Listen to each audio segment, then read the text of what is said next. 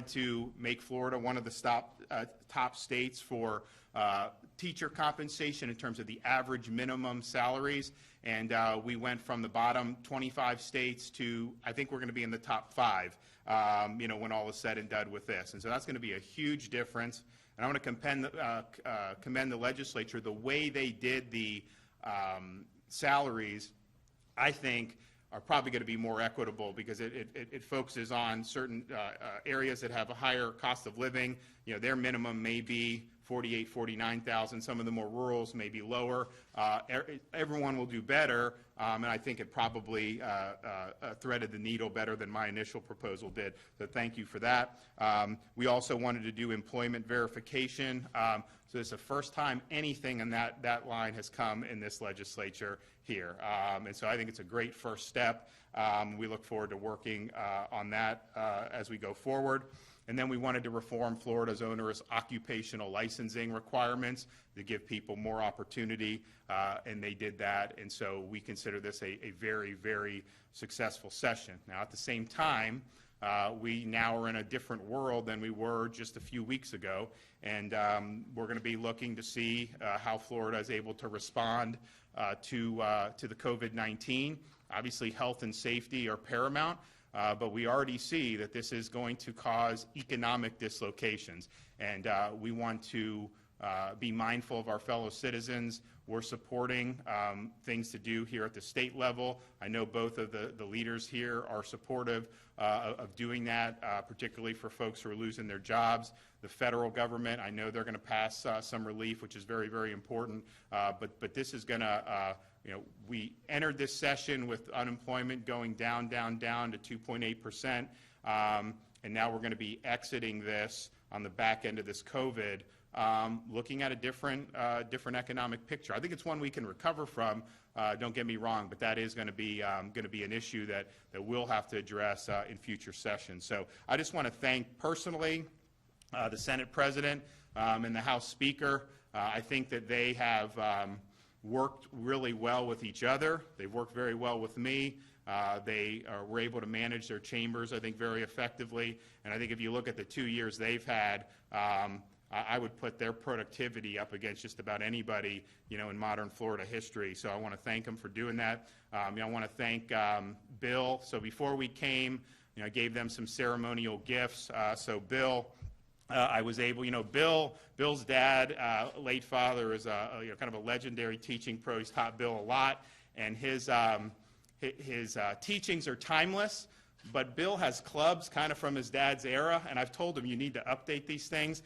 So what I did was I was able to get a putter made for him, a Senate President putter, and hopefully that can be the start of a new collection for you. And then we got my friend Jose. We got a nice wooden baseball bat with a inscription for House Speaker Jose Oliva, and I think it was the quote, "Slayer of the healthcare industrial complex." So I'm not going to shake your hand, but I want to thank them both for not only serving Floridians well, but for being friends and great colleagues to work with. We got a lot to live up to, I think, in future legislative sessions. I want to give them a chance to say a few things, and we'll take some questions. Great. Well, as I said upstairs, it was a tremendously productive session, and again, that success goes to the working relationship that I've had with the House Speaker and certainly with the governor. I can tell you I've worked with many governors over the past, 18 years, and this is the most effective, most collaborative, most partnering governor that we've had, and Governor, I think the success that we've had together bears that out. And again, Speaker, thank you for your work, and it's going to take you all a while to go through and see all of the things that we are able to accomplish, not just this session, the last 2 years for the people of Florida. Thank you as well, Governor. I think that possibly only Jeb Bush can be compared to this governor and his effectiveness in just 2 years. His engagement in all forms of policy, his commitment to his principles and what he believes in has really been refreshing to be able to work with. I don't think that we could have done any better. I know that I could not have done better than having the Senate President that we had and having this governor. I'm very proud to have been able to have worked with him, and I'm very proud knowing that now once we go away, that Florida remains in good hands. It's unfortunate that my last memory of him will be him leaving me hanging just a second ago, but besides that, we're good. Thank you, Governor. Great. Take some questions. Will $3.8 billion, Governor, be enough in reserves to get Florida through this crisis, and do you foresee a special session? I think we just have to see. I mean, there's so much unknown about this, so we're going to go forward. I mean, I've said so many times that we were rip-roaring along here. There's going to be Florida businesses that are going to take it on the chin because we're so sensitive to things like tourism. But once this passes, and it will pass, I think we'll be able to pick back up and start going. So it's unknowable in terms of how that will work out, but I think that the underlying strength that we brought into this will serve us well when we come on the other side of this. Governor, the Senate President had said, and actually you can correct me if I'm wrong, that there's a distinct possibility that there could be a special session to work on a gaming overhaul of the Seminole Compact. I just wanted to get your thoughts on that. I know that you were involved in these talks as well. So yeah, I mean, I think it's definitely possible. I spoke with the chairman of the Seminole Tribe today, mostly about the health issues that we're dealing with, and as you know, I mean, they're a separate sovereign. You know, when I did the bars and all that stuff, that does not really apply to them. They can do what they want, but they have ceased their bars. They have imposed social distancing, and they basically reiterated a commitment to doing and they have much more limited operations relative to this, but they said they were going to put health first, and so I appreciated that. And then they did indicate that they would like, once this all this settles down, to discuss some of these issues. And so yeah, I mean, I'm all ears for that. I think we can get something done. I know Bill's worked hard on it, and it would be a good thing just to have some kind of some certainty on that and some stability going forward. Governor, we had a very light veto touch last year. The Florida Tax Watch is suggesting vetoes upwards of $500 or $600 million to offset potential revenue cuts. What are your thoughts along that line? So of course, I mean, I think that when you're looking at vetoes, there's some things that just shouldn't be funded, and that's an easy decision. There's other things that, you know, aren't the worst idea. Maybe you'll do some good, but then you say, okay, maybe I prefer some of the other stuff. And then there's other things that you really like, but in a different budget situation, then you may have to take a pass on. So we're going to look at it, and but I think it's safe to say that the vetoes are just simply going to be different today than they would have been had this budget come out 2 months ago. I mean, I don't see any way around that. But, you know, we're already looking at different ways that we can do to add stability. You know, one of the positive opportunities with this, it's not worth the problems, economic problems, but is the interest rates. So we're working to aggressively see what can be refinanced and see what we can save money on. And then there's also some other things that we'll look at. So we have tools at our disposal to be able to meet the challenges, and you know, we'll just see how it looks as we get on the other side of this. Pay idea at risk right now? Teacher pay at risk? I don't think so, because I think that if you look at the different things that are out there, I can find you probably a lot of money. If you ask the average Floridian, trim this or trim the teachers, they would say trim this. Trim this or trim environment, they'd probably say trim this.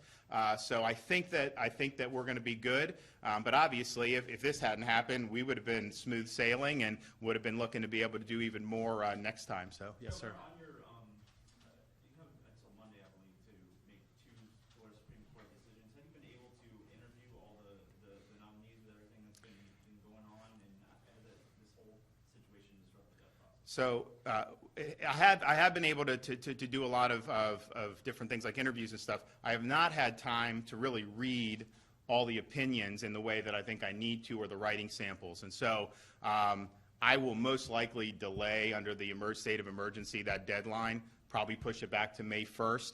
I think there's some great candidates. I'm not saying you could really even go wrong, but I don't think my time is very well spent right now. The court is functioning fine. For me to be taking my eye off the ball of the stuff that everyone's so concerned about, to be reading some of these opinions. And so I think that can happen in due time, and then we'll be able to make those selections. And so we will not be making the selections by Monday. I just don't see it as being practical given all the things we're dealing with as a state. You talked about the impact of coronavirus on the economy and like the outsized impact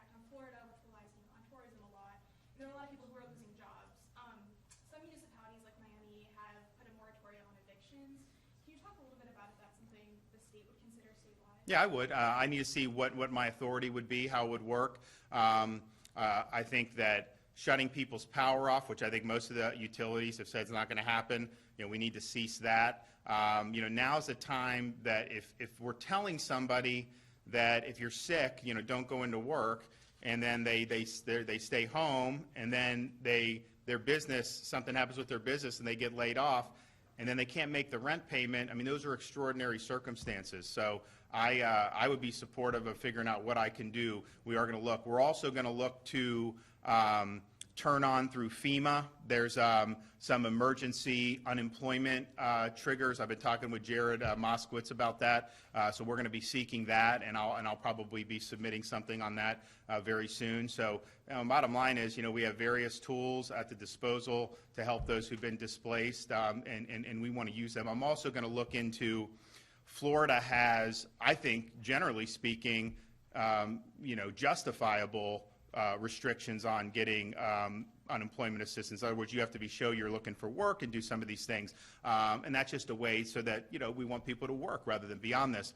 In this case, I think it's such a dislocation that I think I can probably waive some of that, but we're going to be looking into seeing what I can waive to be able to get people cash in their hands who've been dislocated from this. And as I said yesterday, we're expanding the call center for the Department of Economic Opportunity. It's interesting as you go through these budgets and stuff. I remember bringing in Lawson. He's going through his different line items, showing where he could save money. And the unemployment part was like the place in terms of like the staff, because we had, it was under 4%, then under 3.5%, then even under 3%. And it was like there was just no business in doing unemployment compensation. So now we're in a different situation. So I've directed him to beef that up, and I think that they will. And hopefully with the round 3 in the federal, there'll be even more for the small businesses. We have the $50 million bridge loans. You have the SBA, but I think if they can do even more, you hate to see someone go out of business because of some external event that had nothing to do with any decisions that they made. And so keeping some of these businesses solvent for at least the short term, now that may make the difference about whether we can bounce back quicker or whether this would be more of a prolonged economic struggle. Go ahead. Oh, why has the number of deaths been removed from the dashboard? And, it seems like the dashboard is becoming less transparent. Can you address that? I did not know that was the case. I'll ask them. I told them to put all the data out. I think that probably was an omission. I don't think that was anything that was intentional. We obviously want to be able to inform the folks about any fatalities that we have. And I do think it's important to let people know, much has been said about how this virus is particularly detrimental to people who are elderly or have underlying medical conditions, immune deficiencies and the like, and that is true. And it's true that you're much more likely to suffer a fatality if you're older or have those conditions than if you're younger. But I think what we're starting to see is some of the younger folks, it can knock them on their butt. This can be really tough. It's not something that you want to be very cavalier about.